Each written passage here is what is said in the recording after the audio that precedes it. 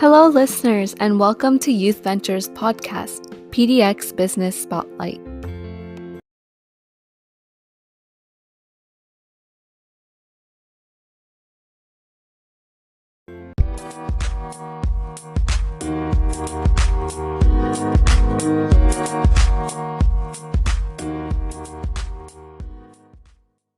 Hello, everyone. Today we are so thrilled to welcome David Van Overeem, who is the owner of HAB Sauce. So, David, can you please give an overview of who you are, what your business is about, and how you got started? Yeah, no problem. So, my name is David Van Overeem. First of all, I'm a dad, a father of two husbands, and I am an artist. I am a musician. I've been involved in the hip hop scene and also some other music scenes for quite some time, probably since the late 90s. Wow. I think people consider me a producer / scratch DJ. And for the art, I was a graffiti artist growing up, and I'm still a graffiti artist now, but I think I've taken it to other places as well, outside of just graffiti. And I am a small business owner of a small batch hot sauce company called HAB Sauce. And I'm located here in Beaverton, Oregon, and I work out of Portland. It's a lot to say. Wow, that is really an inspiring story. I love how you're doing so many different things. You're so artistic, you're into music, and you're a small business owner, and you're so close to your family as well. That's a lot of roles. Yeah. I hope everybody can, say that. Be close to your family if you can. Mm-hmm. So, David, who or what inspired you to start HAB Sauce? So, there's a short answer and there's a long answer. I'll give you the middle. So, when my oldest daughter was born about 5 years ago, I had an opportunity to either keep working and basically give all that money to childcare, or I could be a stay-at-home dad while my wife worked. She liked her job more than I liked my job, but I had to make that decision. So I'm thinking, this is a great chance for me to be with my daughter, and I didn't really want her going to daycare just yet, Mm-hmm. So I did it. I stayed home with her for the first year, almost year and a half probably. And while I was home, obviously I was busy, but I was thinking of, what I was going to do next. I was planning on maybe going back to my regular job or starting something starting something fresh and doing something new. And I didn't know that I'd be going into business for myself just yet. And in the past, I had been a business owner before, like a small record store, and that didn't work out. And I decided I was going to be a coder because in my head, I just wanted to make decent money and try to, be home as much as I could. Mm-hmm. But while I was home, this was all happening. Even before my daughter was born, I was making a lot of sauce. It was just something I loved to do. And I didn't think about it to be a business, but I was definitely, trying to sell it because I was making so much of it. I wasn't going to go through all of it. So I was going to give some to my friends. And I'm just business minded. So I was like, oh yeah, I can sell some of this on the side or something, Mm-hmm. But anyway, when it was time to go sign up for school, I decided I didn't really want to go back to school. And that day I decided I would just start my own business. So the long answer to your question is, yeah, my daughter, my situation, my opportunity that I was given, luckily, Wow. That's what inspired me to do it. Because I don't come from any money, and having that opportunity with my wife being a big part of it was kind of once in a lifetime. So I took advantage of it. Wow, that's really inspirational. I love how you took this small idea you had and just making sauces was your passion, and you took that passion and you made it into such a successful business as well. Thank you. And David, how has being a person of color affected your business? Well, I try not to let that affect me. Mm-hmm. But when I really think about it, it's really defined me in a lot of ways of who I am today. Growing up, I was born in LA, so I was definitely around a lot more people like me, but I still experienced racism Mm-hmm. at a young age. I remember there was a teacher and a student, and it was one word against another, and they didn't believe me, even though I was truly the one that was right about the situation. Anyway, but that was LA, so I'm just trying to give an example of somewhere where I felt like I had other people like me around, and it still didn't really benefit me much. And then I moved to Salem when I was about 10, and I went to school in Salem, and that was just such a difference. I was one of maybe 3 or 4 or 5 students of color. Oh wow! And it was really tough to get used to. But also as a kid, you kind of don't really think about it so much. I don't even think I was thinking about my skin color as much. Even especially in LA, I wasn't thinking that's why they didn't believe me. But when I look back at it now, I could see it differently. But it was tough. It was tough being in school and not being treated like the other, like the white students. And I moved around a little bit more and got to be around more kids like me, and it helped. But there was always this stigma I felt like on my head, just that I was a troublemaker or in a gang or something. I have to look. People just will look at me and think negative thoughts. Mm-hmm. So that's tough as a kid. And then I think growing up, I had to work harder when I got jobs. I had to prove myself more.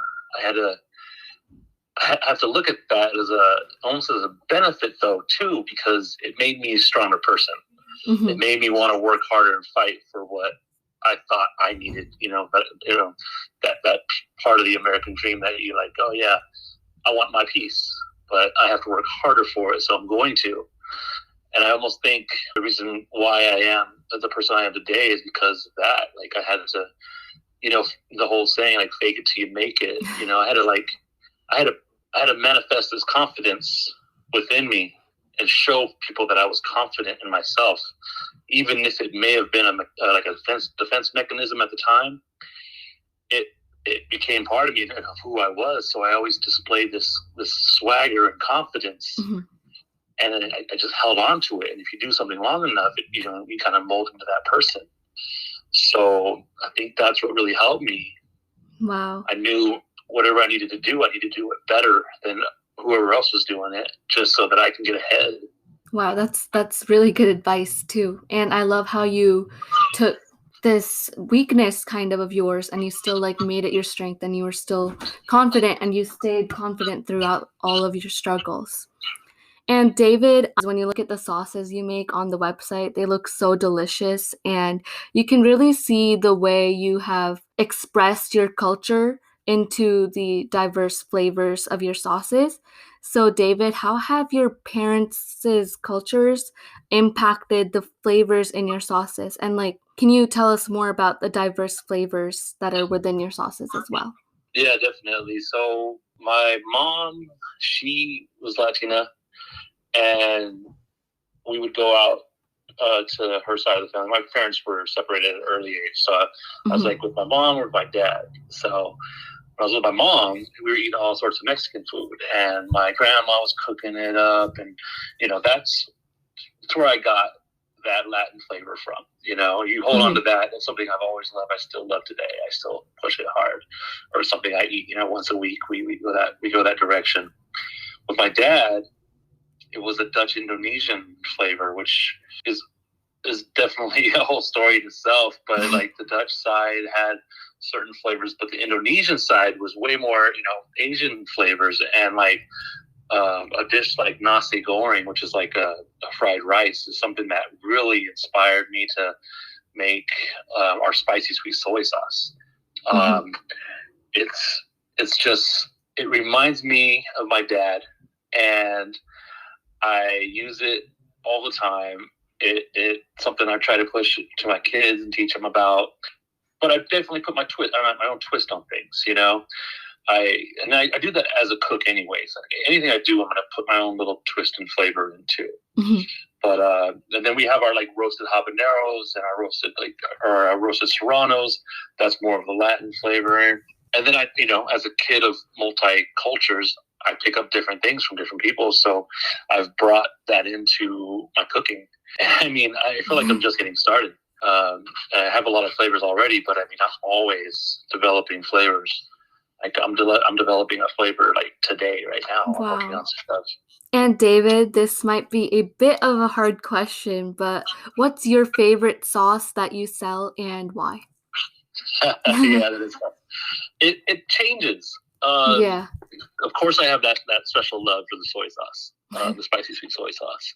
But our pineapple habanero, I can't get enough of it. Our Serrano tequila verde, it's like there's something about it that just I go to it all the time. I love it. And then just like flavors like our roasted serrano or roasted habanero, our Thai peach. It's just things that I end up going back to because I love the flavor. And our smoked cherry wood was one that we made when my wife was pregnant with our first. Like we were barbecuing in the backyard, and I was smoking a lot of chicken. And I decided to take all the ingredients from the roasted habanero we have and just smoke it and make sauce. And we made smoked cherry wood. And smoked cherry wood was like a favorite of so many people's for like the first year or two. And I mean, we would sell so much of just that flavor at first. But yeah, you're I don't have a favorite child. I don't have a favorite sauce. That's a really good way to put it, David.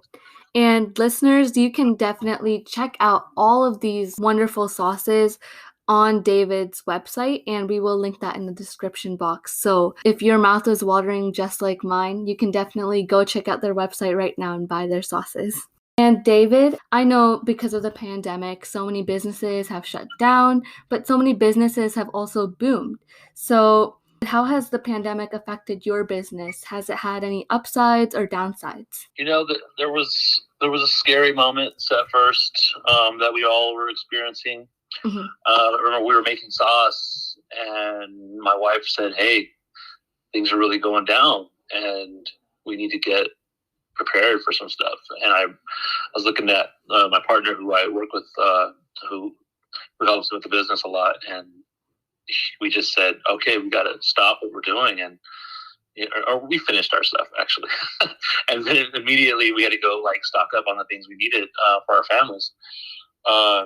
And then business kind of slowed down. Like the restaurant, once everything started closing, the restaurants stopped buying from us. And I mean, I depended on that income. So I saw some slight decreases for sure. I mean, not slight, I wouldn't say. I'd say it's like, 50 to 70% decreases in our revenue at first. Wow. But luckily, I had all these planned releases. I do a lot of limited edition sauces and releases with different like musicians. Like we did a couple sauces with Aesop Rock. We did some with Rob Sonic, and those are two different rappers. We do a lot of work with different graffiti artists who help design labels. And I started doing all those releases and focusing on the releases. And I got a lot of people coming, like traffic on my website increasing and people buying online, which was great. So like we sold more sauce during the pandemic than we sold the year before. Wow. But my expenses changed. I had to spend so much more money on developing certain things for the business, and just in order to like market it and push our product and shipping expenses and shipping related materials. I mean, it was expensive, but I'm very fortunate and happy that we were able to push super hard and make it work. Yeah, it's really amazing how even with all the negative sides of the pandemic, you were still able to push through that and overcome it. That's amazing. And David, what is some piece of advice that you could give to young entrepreneurs, especially young entrepreneurs of color? And what are some experiences you could talk about that might motivate or inspire them? I would say to take risks. I mean, it's something, when I started out working for other people, and we all do it, and it's great. You want to, you start there. Like before you're an entrepreneur, let's go back to when you're working for other people. Like I made sure that I would learn as much as I possibly could from those jobs, and whatever position it was I was doing, I would try to do the best I could and get ahead.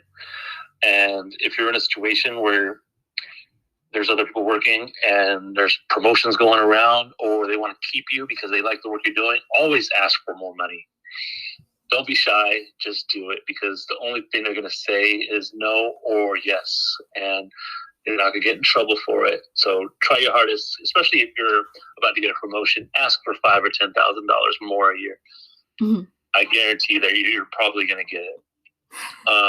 Because taking those risks it's so important. I mean, I hate to say, like, I'm not trying to be overconfident, and I know it comes out like that, but like every risk I've taken has worked out almost, I think. I mean, I wouldn't be here if it wasn't for all the risks I've taken, or like scary things I did just to make it happen. Like whether it was moving or taking a job that you didn't know what you were doing exactly, just to try to get ahead, mm-hmm.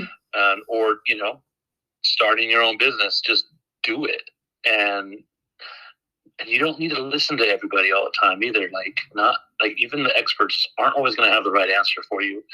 There's going to be so many people trying to tell you the way to do things, but just take a step back and try to do it yourself and come up with your own ideas. That's the best advice I can give, really. Thank you so much, David. That's definitely very inspirational. And David, how can people support your business? Keep eating hot sauce. I mean, keep trying new things. I mean, I'm going to always come out with different stuff, and, definitely try all the flavors. And you can go on our site, you can check out our whole catalog of stuff. If you're in town, you can go to New Seasons or Market of Choice or World Foods or the Mercado. There's a lot of little stores that are going to be selling it. Yatsupan's a great place if you're in Beaverton. And let's see, if you're looking for a summer job, hit me up. A part-time summer job. So send me your resume or why you would be a good fit to work at HAB Sauce. And David, are there any special projects or anything else that you would like to plug? Yes. So we just released a Sam Flores bottle. It's a Rainbow Ghost jalapeno. I say Rainbow Ghost because there's a different assortment of all different color rainbow peppers in there. Wow. But we went light on the ghost peppers just to keep it more of a milder sauce, so you just get a little bit of that taste. It's a super cool bottle. We did an 8 Van Dyke one. So these are different graffiti artists that I was talking about. You'll see their work. Like if you go to Upper Playground and you were buying shirts, they do a lot of those designs. And we have some really cool releases coming out like every month, I think, for the rest of the year. Yeah, different collaborations. I'm hoping to do more work with Oyatsupan. And yeah, I mean, that's the plug. Sign up for our mailing list, and I'll send you a little discount code for our next release. And stay tuned for all the cool stuff that we'll be doing.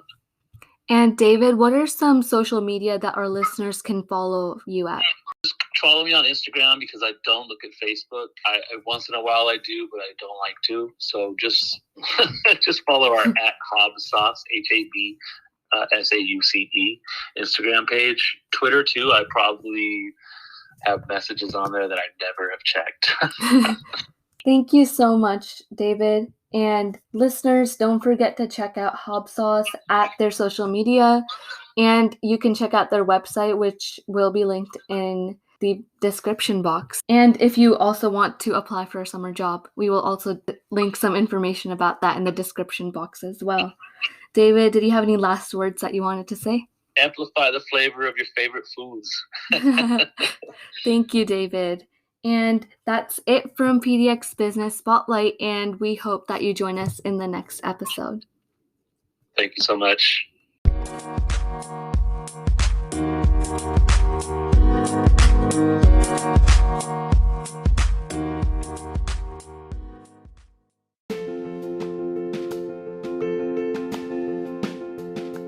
Thank you for listening to PDX Business Spotlight by Youth